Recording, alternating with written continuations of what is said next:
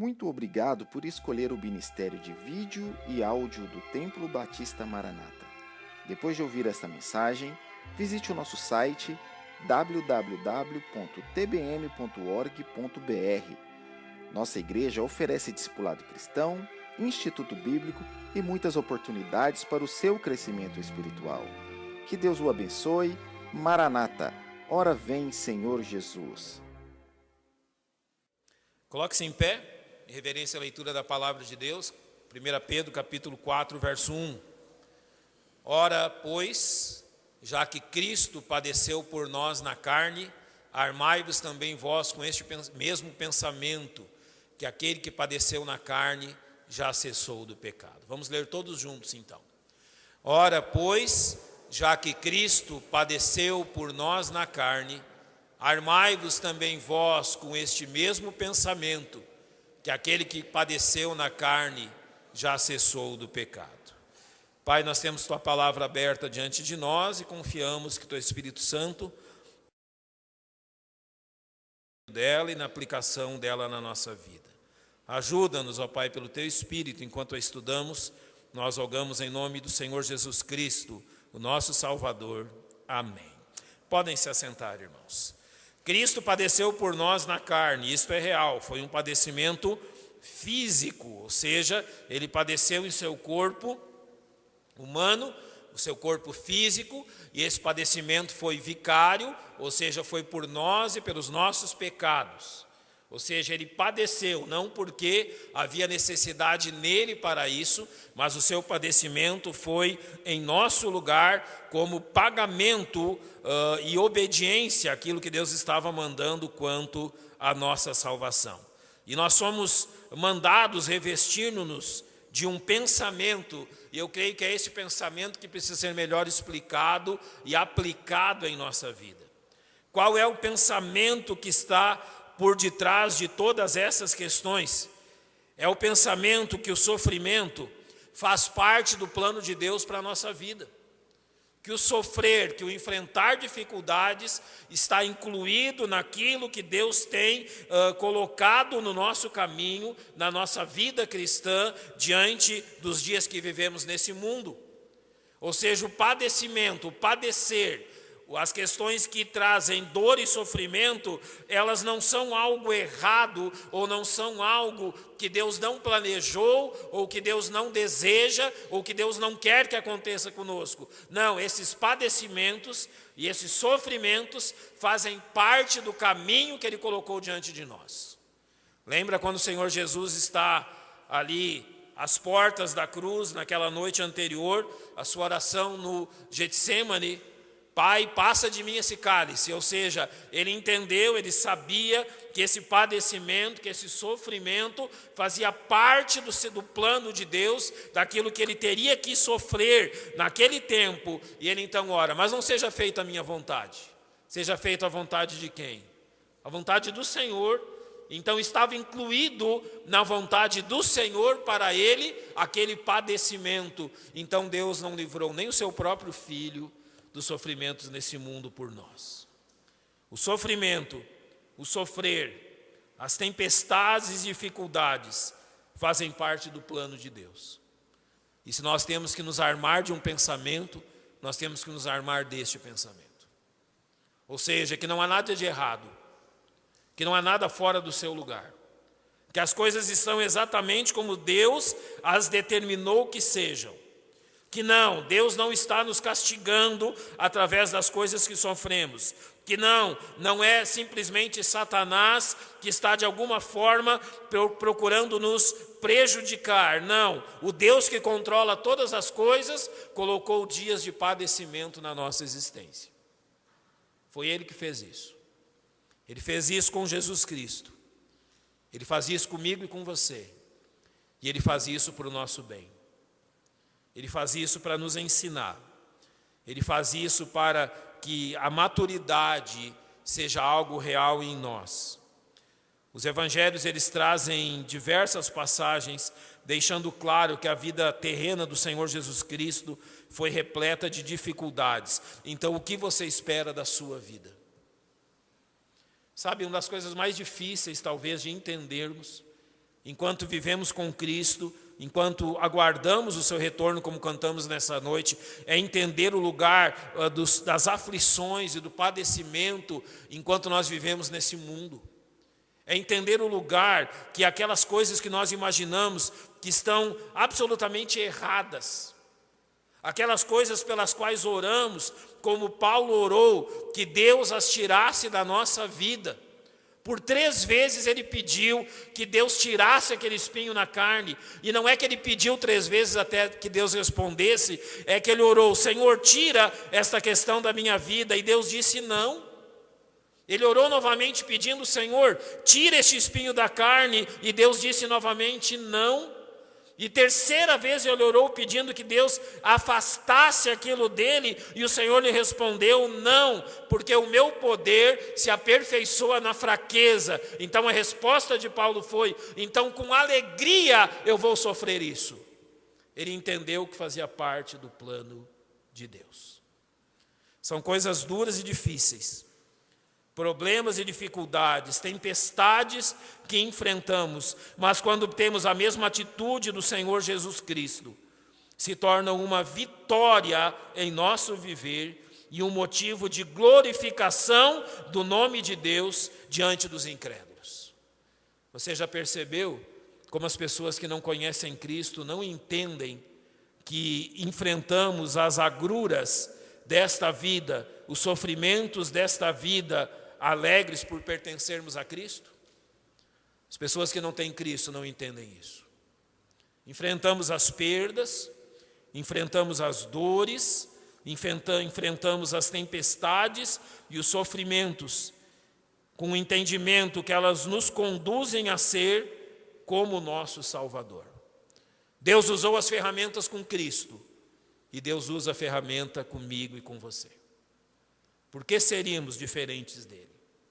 Agora, há questões nessas dificuldades que entendemos que são diferentes dos propósitos que se seguiram com Jesus Cristo, mas que atendem ao propósito de fazer com que nós sejamos semelhantes a Ele.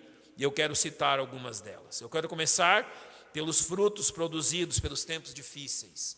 Será que tempos angustiosos produzem frutos? Será que tempos difíceis deixam frutos? O fruto é o quê? É o resultado de todo o trabalho. A árvore produz fruto depois de tanto trabalho. O fruto é produzido por aquilo que Deus faz em nossas vidas ao nos moldar. Então, quando passamos por esse tempo, nós nos questionamos: por que o Senhor permite provações como a morte, doenças, perseguições, prejuízos causados por incrédulos aos crentes? Toda dificuldade que Deus permite que nós enfrentemos nesse mundo, afinal de contas, o que Deus quer com isso?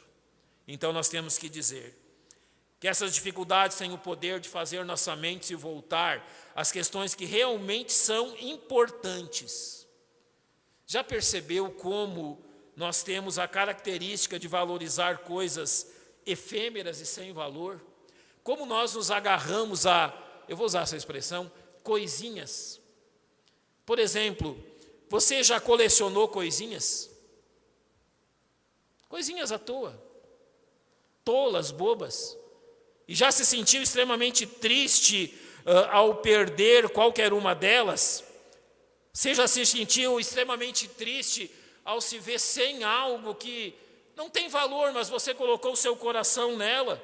E deixa eu citar algumas coisas, então, que podem atingir o meu coração e o seu.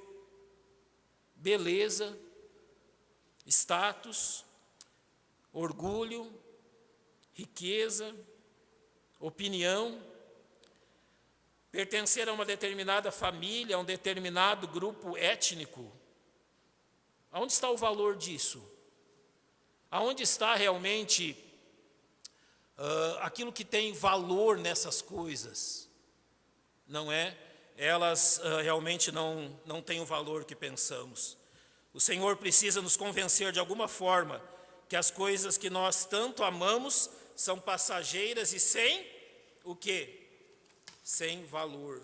Ou seja, elas não são aquilo que nós realmente pensamos que elas são e elas não valem aquilo que nós achamos que elas valem. Por isso, então, aonde a Bíblia diz que aonde estiver o vosso tesouro, ali estará também o quê? O vosso coração.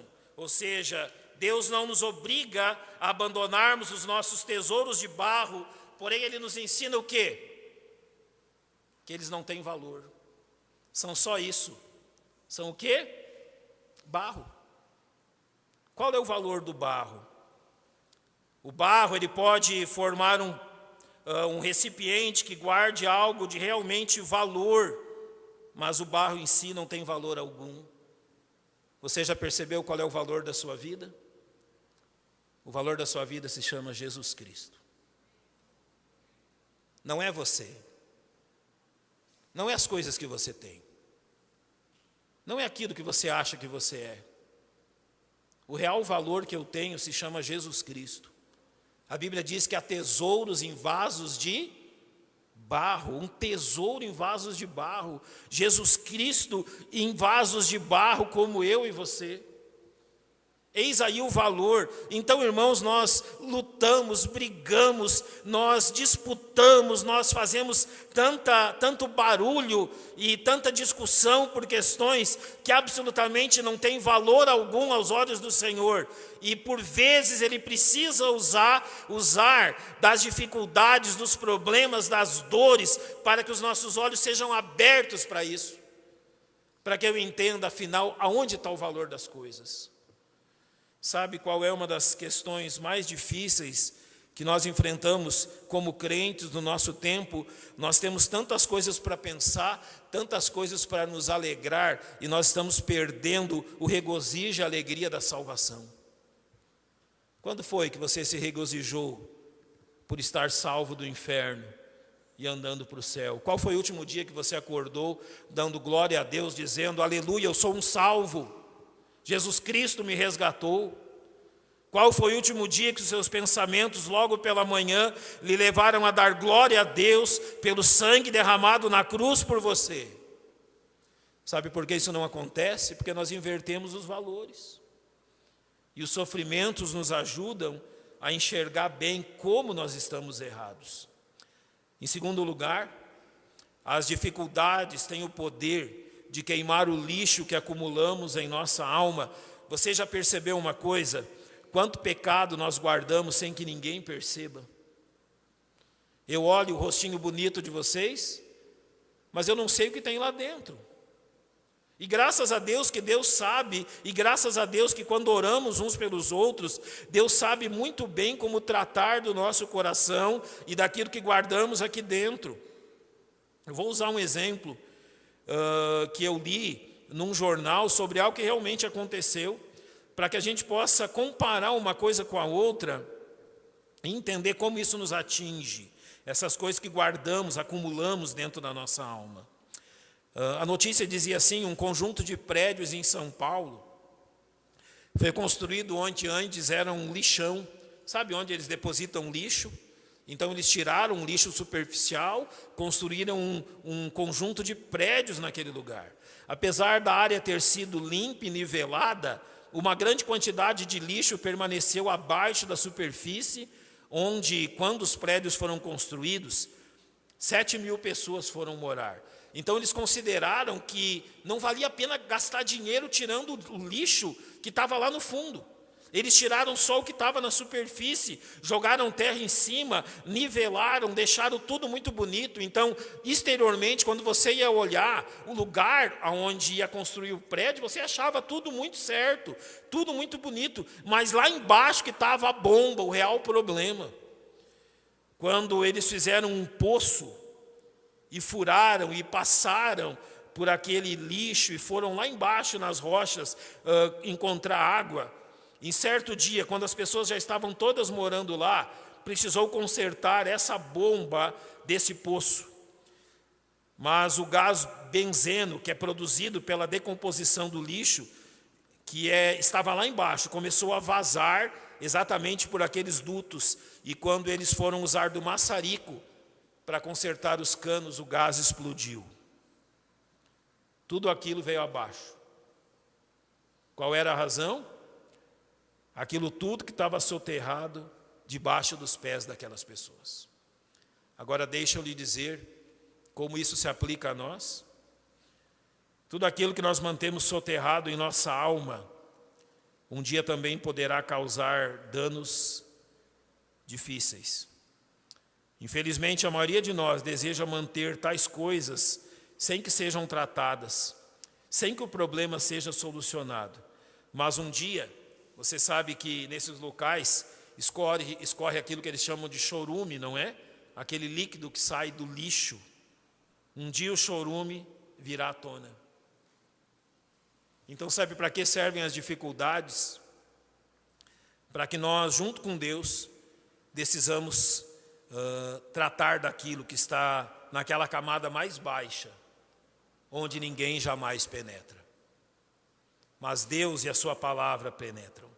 A palavra de Deus é viva e o quê? E eficaz.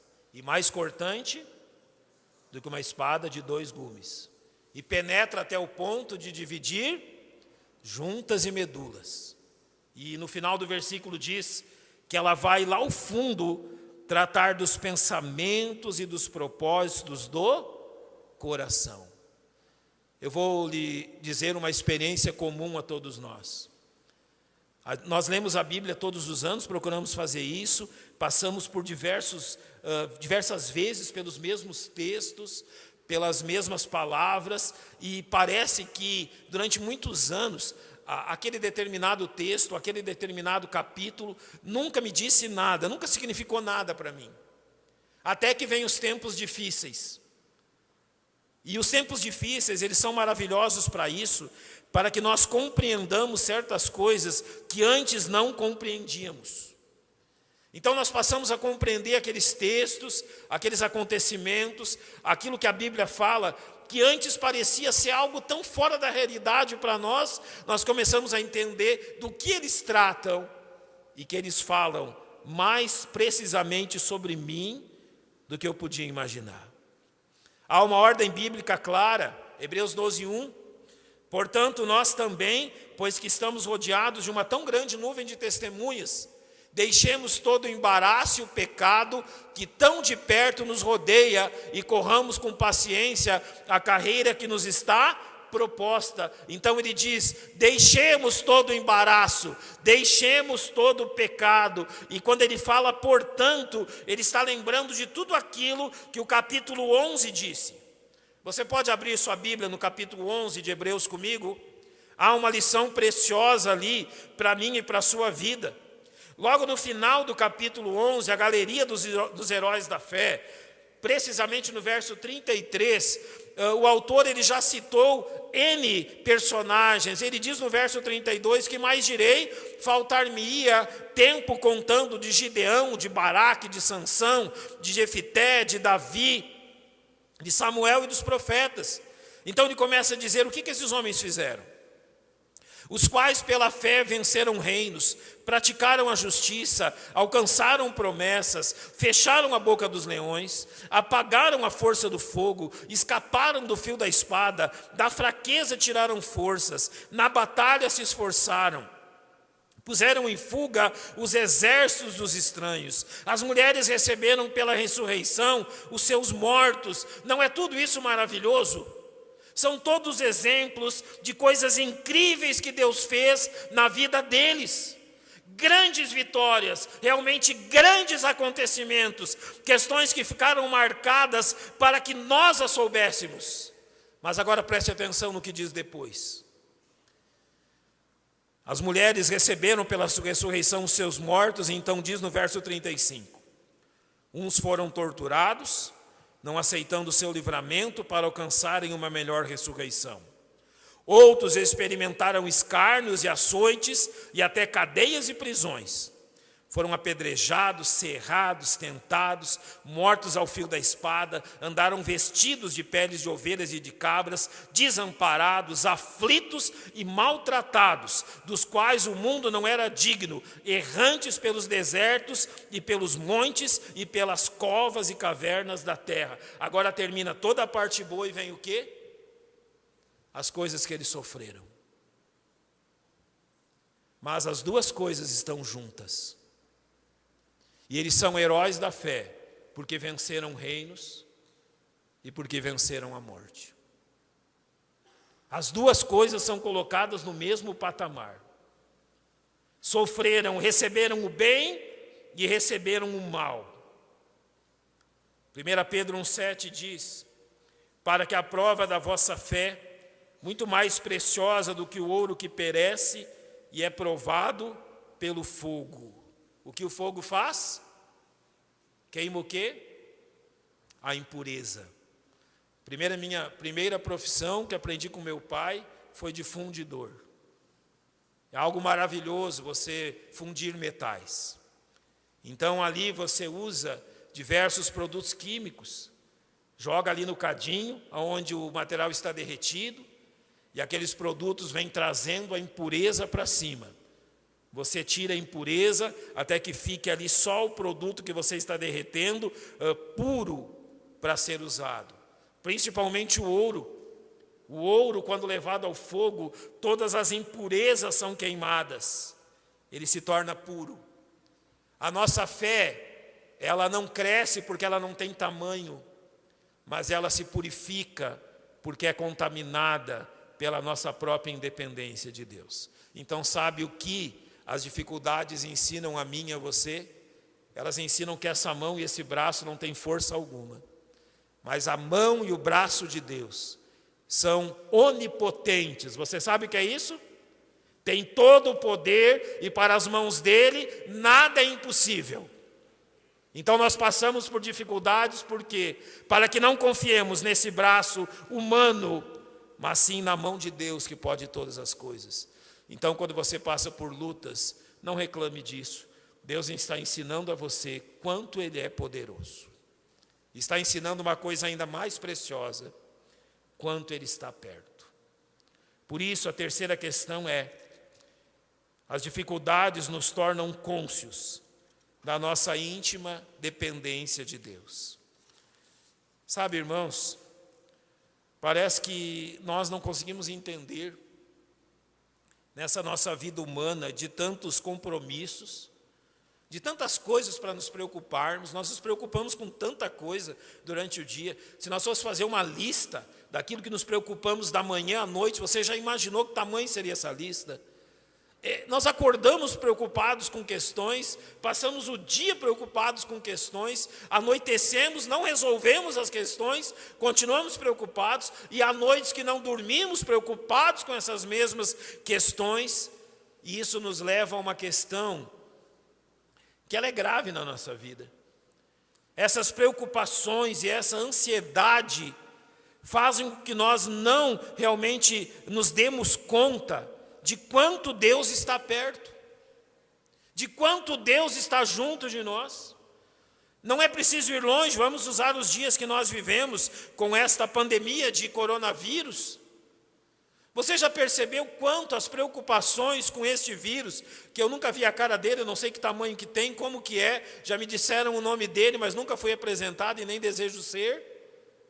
Mas eu me preocupo tanto com ele que eu vou me esquecendo do fato mais importante. Será que em algum momento do dia Deus me abandona? Mas a questão é que eu não percebo o quanto Ele está perto. Eu não percebo o quanto Ele está junto de mim. E sabe por quê? Porque o pecado derrama na minha alma um veneno que me entorpece e me tira da realidade. Esta é a melhor definição para a ansiedade. Me entorpece, me tira da realidade, cria para mim um mundo paralelo aonde Deus não está.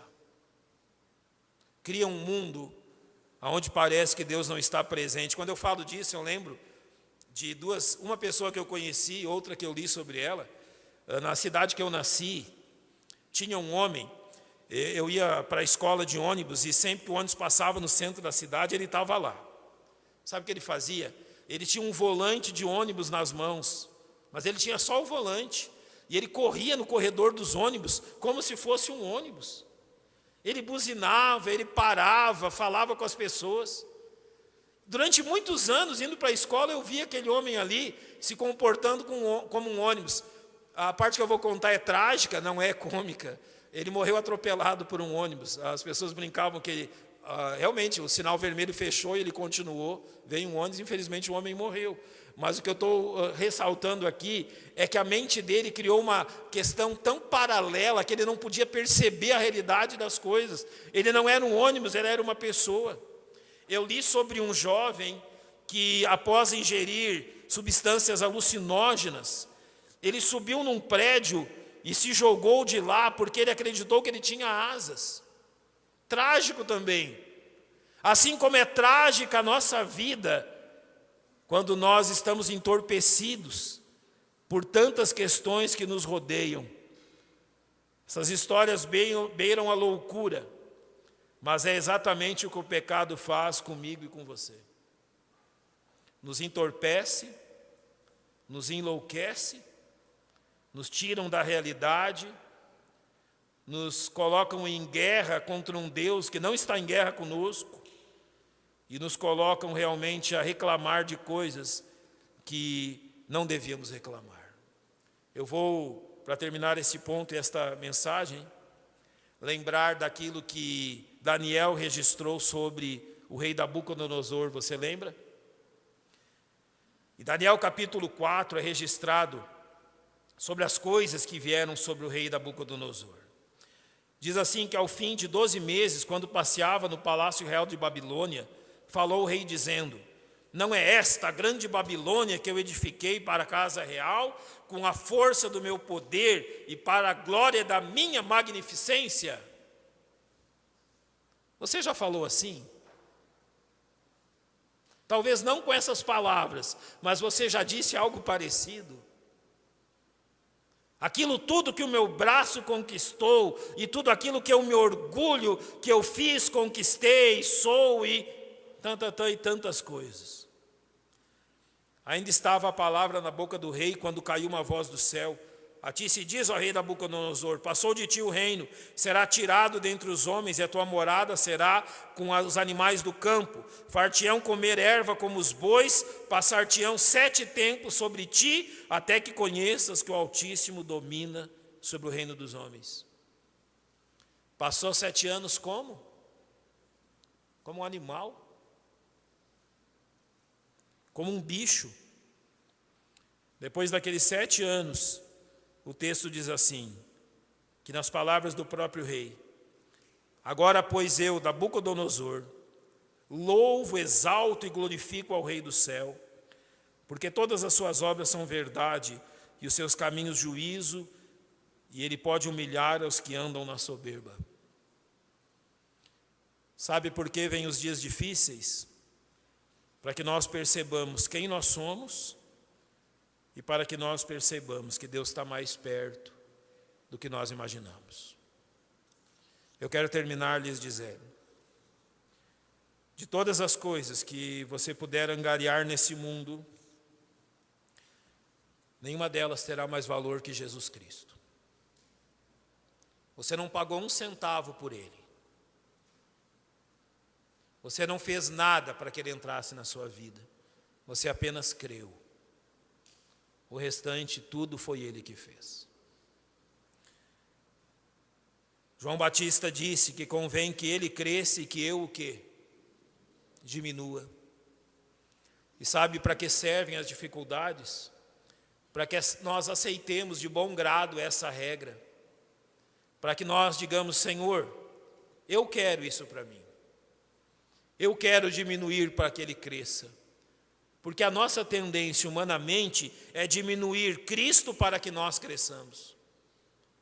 Então Deus envia dificuldades para nos ensinar que o real valor não está no vaso de barro, mas no eterno Senhor que habita o vaso de barro. Então, de bom grado, aceite as dificuldades. Elas abrirão os seus olhos, elas te purificarão daquelas coisas que apenas contaminam a sua vida, e elas permitirão que você perceba o quanto Deus está próximo. Elas têm valor. Tempos difíceis são uma bênção, se nós utilizarmos deles da forma que Deus deseja. Eu quero terminar falando aquilo que eu falei no início, dizendo aquilo que falei no início. Qual é o pensamento que há em Jesus Cristo? De que as lutas e dificuldades são parte do plano de Deus para nós. Então, glória a Deus por isso. Vamos fechar os nossos olhos e vamos agradecer a Deus pelo tempo que passamos na sua casa nessa noite.